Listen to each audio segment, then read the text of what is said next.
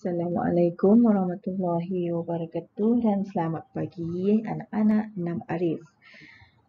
Jadi hari ini, memandangkan hari ini cuaca agak mendung dan hujan.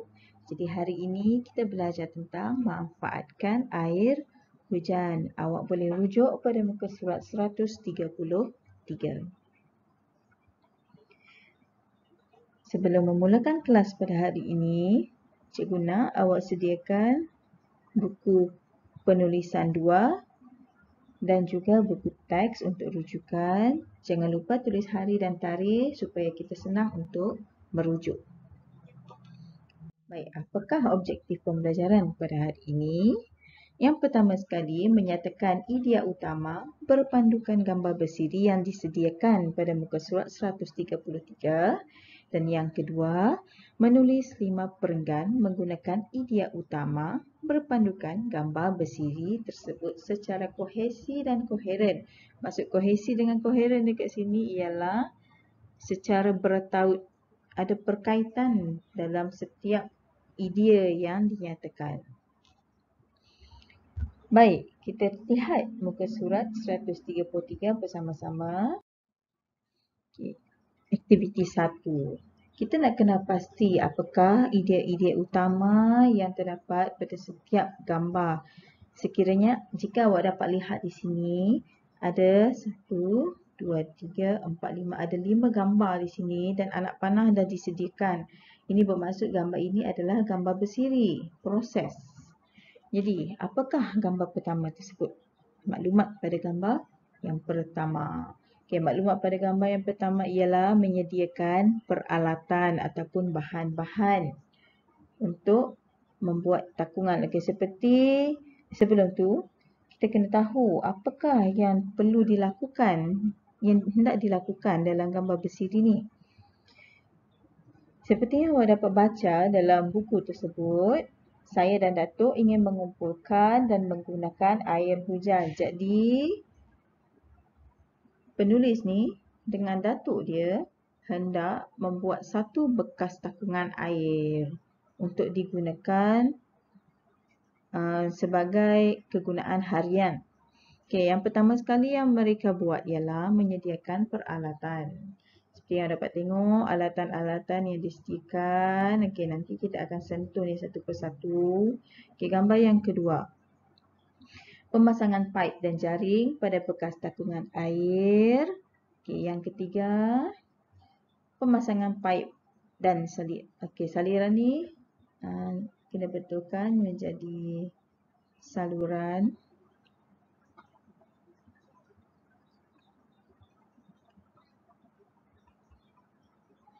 Okey, yang keempat, susun atur rantai dan bekas takungan air. Dan yang kelima, penggunaan air hujan yang terkumpul. Ini merupakan idea-idea utama bagi setiap gambar tersebut.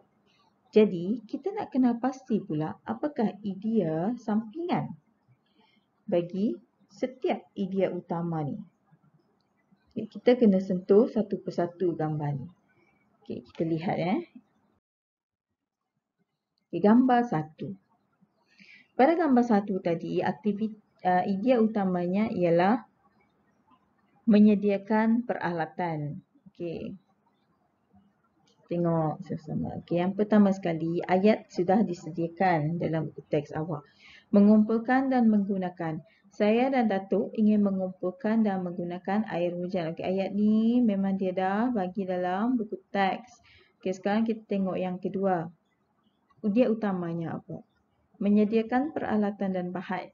Okey, bahan-bahan yang disediakan ialah kepala paip, batang paip, gam, jaring, rantai, bekas takungan air, pita pengedap paip dan juga sepanak.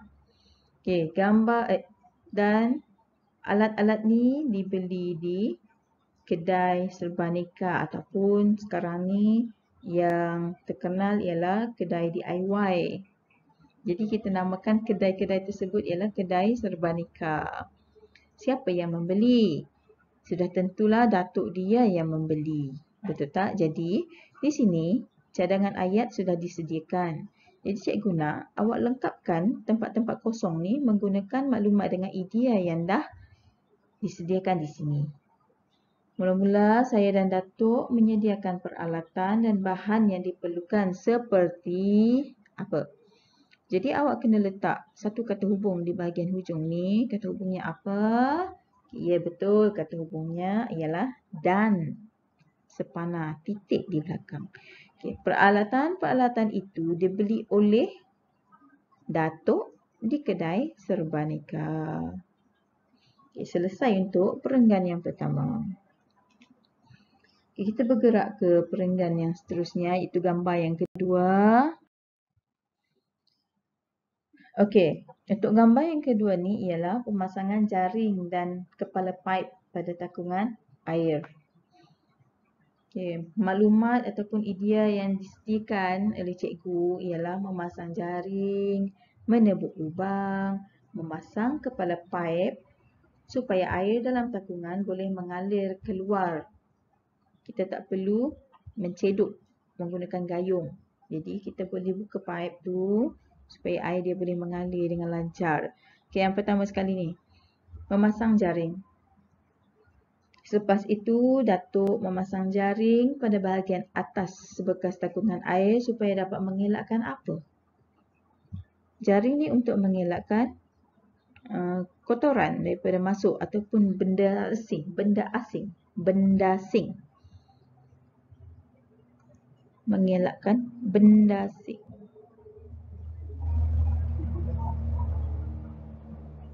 Benda asing ni maksudnya ada kotoran binatang ke, kotoran-kotoran daripada atas bumbung awak ke, supaya masuk ke dalam takungan ni.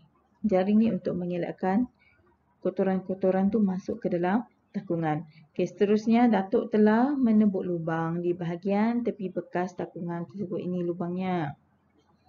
Lubang ni digunakan untuk memasang kepala paip. Saya membantu Datuk memasang kepala paip pada lubang yang telah ditebuk tadi untuk memudahkan air dalam takungan mengalir keluar. Ataupun awak boleh ubah dekat sini.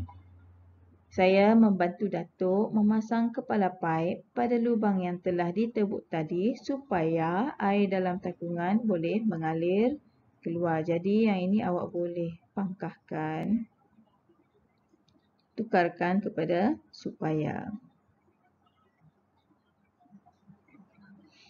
Okey, cikgu harap jelas ya. Okey, selesai untuk perenggan yang kedua. Seterusnya perenggan yang ketiga. Gambar 3, perenggan 3. Okey, pada gambar yang ketiga tu kita dapat tengok Datuknya sedang memasang paip pada ini kita panggil saluran di bahagian tepi bumbung. Supaya air hujan yang mengalir ni akan masuk ke dalam saluran ni. Jadi paip perlu dipasang di sini untuk memudahkan air tu masuk ke dalam takungan sini. Batang paipnya perlu dipasang di sini. Okay. Kemudian Datuk memasang batang paip pada saluran di bahagian tepi bumbung supaya air hujan mengalir terus ke dalam apa? Ke dalam takungan air. Datuk menggunakan pita pengedap paip supaya tiada kebocoran berlaku pada saluran tersebut. Apakah pita pengedap paip ni? Okay, pada gambar 1, awak dapat lihat satu pita yang berwarna putih. Itulah pita pengedap paip. Dia fungsinya untuk mengetatkan paip tersebut supaya air tidak mengalir keluar daripada sambungan-sambungan batang paip tersebut. Okey. Seterusnya yang ketiga, Datuk melakukan kerja pemasangan tersebut dengan berhati-hati supaya tidak berlaku kecederaan. Jadi cadangan ayat ni dia mudah sahaja untuk dilengkapkan sebab ada maklumat dengan idea yang dah disediakan pada bahagian sini. Jadi terpulang kepada awak nak ubah ataupun masukkan terus maklumat tersebut ke dalam tempat kosong yang dah disediakan. Okey, kita bergerak ke gambar yang keempat dan perenggan yang keempat. Okey, seterusnya Okey, maklumat yang pertama, memasang rantai masuk ke dalam bekas takungan air dan air hujan terkumpul. Okay, kita tengok cadangan ayat yang disediakan. Seterusnya, siapa yang memasang rantai? Datuk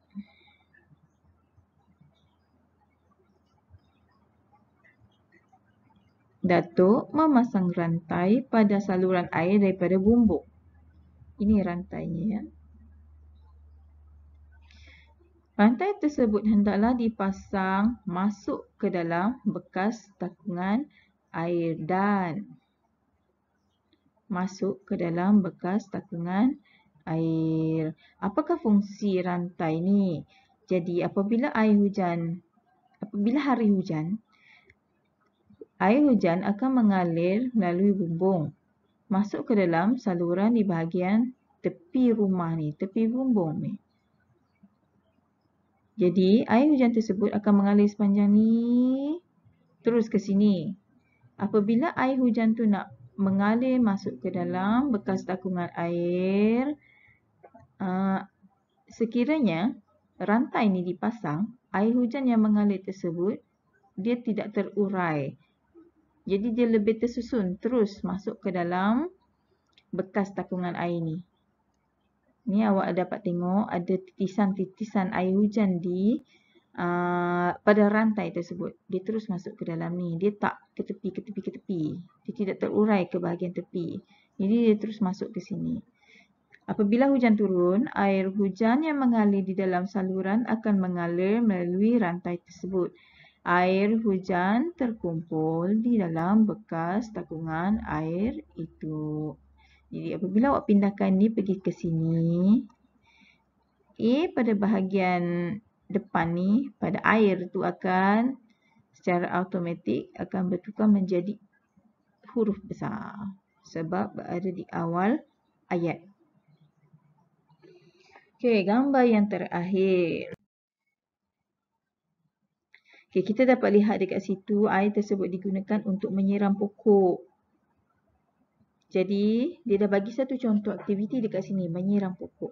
Kita tengok maklumat yang disediakan. Digunakan untuk kegunaan di luar rumah. Berikan dua contoh. Okay, satu contoh dah diberi, menyiram pokok.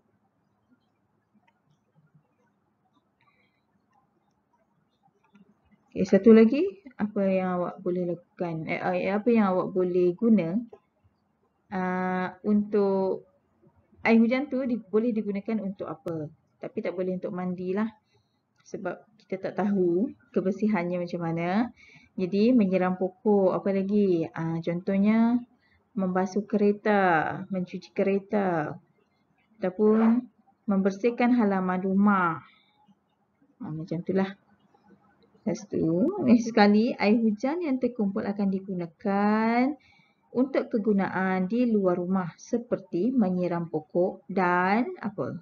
Bagi dua contoh. Ada satu lagi contoh ni. Awak kena bagi. Oleh itu, secara tidak langsung kami dapat mengamalkan penjimatan wang apabila menggunakan air hujan kerana tidak perlu membayar bil air yang mahal. Okey, yang ni memang betul lah. Dapat menjimatkan wang daripada membayar bil air. Sebab kita dah gunakan air hujan untuk buat kerja seharian di luar rumah.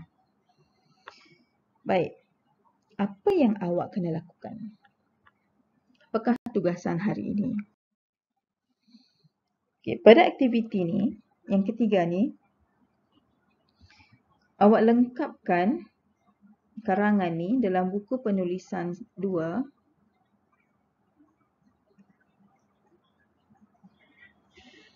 Buku P2, awak tulis. Ini seperti biasa, dia tak ada ruang dekat sini. Awak boleh tengok ni. Gambar satu tadi ialah perenggan pendahuluan. Gambar yang kedua, perenggan yang kedua. 3, 4, 5 dan 6 ni penutup. Penutup ni cikgu dah beri dekat sini. Awak cuma salin je. Jadi, tugas awak ialah lengkapkan karangan ni. Perpandukan ayat-ayat yang dah disediakan dalam aktiviti 2 tadi. Dalam aktiviti 2 tadi ada 5 slide. 5 gambar, 5 slide. Jadi rujuk setiap slide tu. Setiap slide tersebut ialah satu perenggan. Slide 1 bagi aktiviti 2, perenggan 1, perenggan pendahuluan. Begitu juga gambar kedua untuk perenggan yang kedua, gambar ketiga, keempat, kelima dan seterusnya bentuk. Okey, itulah tugasan awak pada hari ini. Jadi sekiranya ada soalan, awak boleh ajukan secara personal melalui WhatsApp. Dan apabila dah siap, dah selesai, awak boleh hantar pada ruangan komen di channel Telegram Bahasa Melayu Enam Arif. Okay, itu sahaja untuk hari ini. Sekian. Assalamualaikum warahmatullahi wabarakatuh dan selamat menyiapkan tugasan.